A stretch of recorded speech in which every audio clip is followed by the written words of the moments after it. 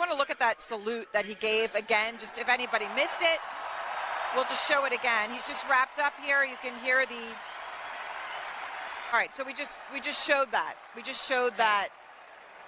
Right. It's worth salute. It was quick.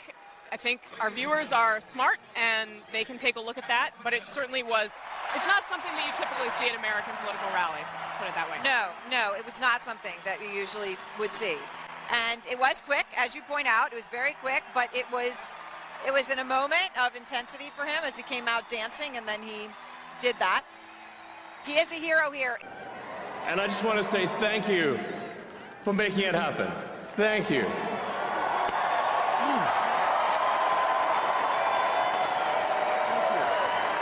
My heart goes out to you. It is thanks to you that the future of civilization is assured.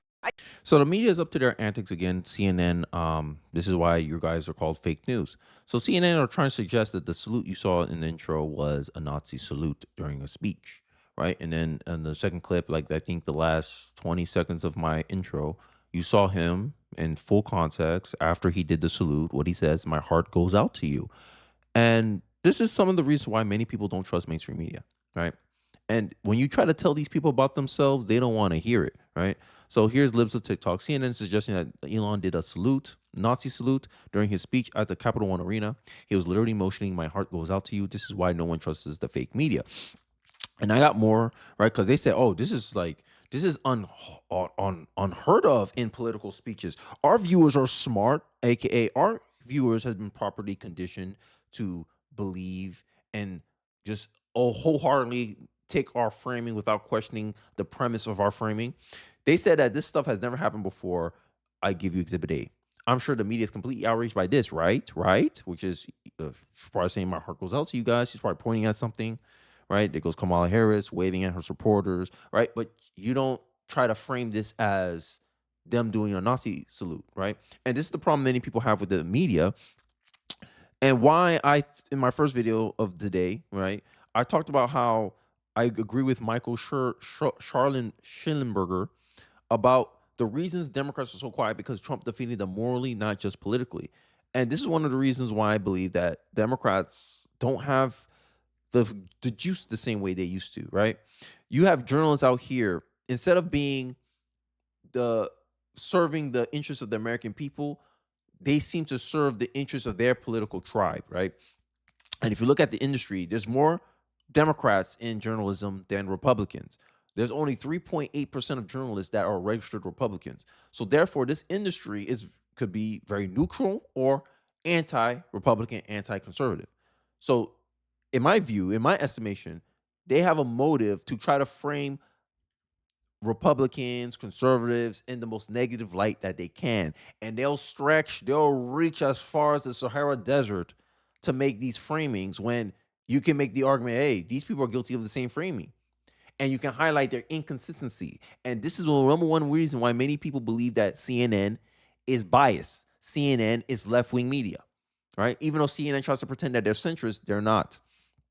Here's AOC trying to react to the situation. Just to be clear, you're defending a Hail Nazi salute that was performed and repeated for emphasis and clarity. People can officially stop listening to you as any sort of reputable source of information now. You work for them. Thank you for making it obvious.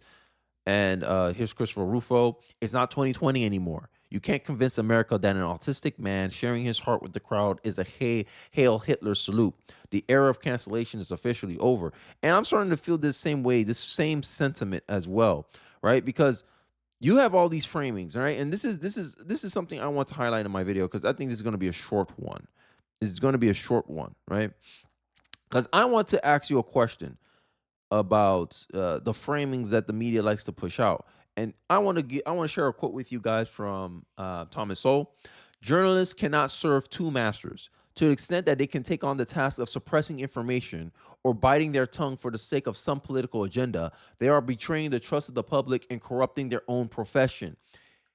I need to know when Thomas Sowell made these quotes, because I honestly believe he made these quotes either early 2000s or in the 90s. This is Thomas Sowell quote. These quotes age so well. What we've been experiencing the last 8 years, Donald Trump No, okay. This is one thing I hate about the media too. They'll say Donald Trump's the reason why there's a lack of trust in public in the free press. And I'm like, no. If you look at polls during Trump's run in 2015, most people didn't trust. There was a larger amount of people that didn't trust the mainstream media at that time. Donald Trump just gave voice to those people who already had those sentiments. And when you see journalists do stuff like this, right? What kind of dictator restores free speech, halts the weaponization of government on day one? The pretend kind. That's who. Definitely unusual behavior for a dictator. You got the ADL, the Anti-Defamation League, trying to frame Elon Musk's salute as a Nazi salute. And I'm like, no, you guys are political actors. Elon Musk did the Cy Hell salute, is why everyone hates the press and why Democrats got slacked in the election. Let's all be thankful they learned 0 lessons. It goes back to the quote with Thomas Sowell. Journalists cannot serve 2 masters. To the extent that they take on the task of suppressing information. If free press, if you are the defenders of truth, you are the disinfected, you're just trying to highlight stories. Why do they seem to be uncomfortable when Donald Trump wants to be transparent about things? Donald Trump told you, I'm a pardon January 6ers. He does it, you get mad about that. When it should be there, he said he was going to do it, he did it. But you're not mad that Joe Biden ran and said he wouldn't do stuff like that. And in the last minutes of his administration, he pardons his entire family. And here you are not being curious, not being probing, not trying to ask or figure out why Joe Biden did that. Not trying to spin that story. Journalists, you can't serve 2 masters. And this is one of the reasons why the American public do not trust the mainstream media. Why the free press, the trust in the free press, the so-called free press, is at an all-time low. Why there's some people who trust Donald Trump more than they trust the media. Because y'all do stuff like this. You're biting your tongue for the sake of a political agenda. You want to pretend that Joe Biden didn't just pardon his entire family, but instead you want to focus on Donald Trump, who made a campaign promise on pardoning January 6ers. Donald Trump was transparent. You have betrayed the trust of the American public. And this Elon story further incentivized that. Democrats sit here and say that no one's above the law. But when you look at every administration for the past 10, 16 years, from George Bush to Joe Biden, Democrats always pardon more people than the Republicans. But you want to get mad. Cry me a river. You guys show and highlight every day that you are a biased institution. Right?